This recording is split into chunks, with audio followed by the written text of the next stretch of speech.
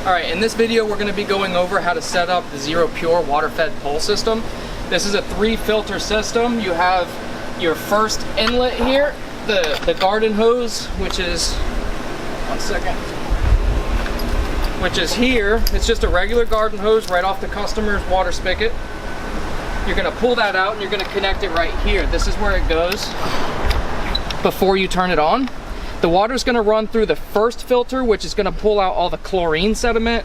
You're going to follow this hose up. It's going to run through the RO membrane, which is going to pull out 95% of the impurities.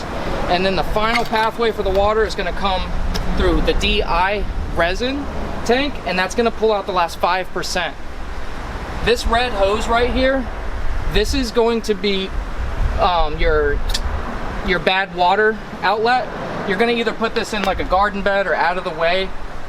It is going to cause the whole driveway to get entirely wet. So like if you have a lot of traffic or anything, you can pull it out of the way and just kind of throw it in the garden bed so you're not causing a big mess. Once this water is turned on, the water will, like I said, go through this one, this one, this one, and finally come out of this. This here is the hose that you're going to connect to this quick connect here. It's plug and play. You simply just take the end of the hose, push it into this fitting, make sure that it's seated in all the way. If you don't push it in all the way, it will leak.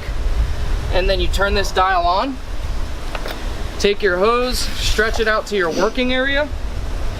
Once you have it completely stretched out, you're going to connect it to your water-fed pole, which has the same fitting, and you're going to start working. If you take a look at this residential property, you would start working in one area at the top, working your way back to the system, dropping down and working your way away from the system.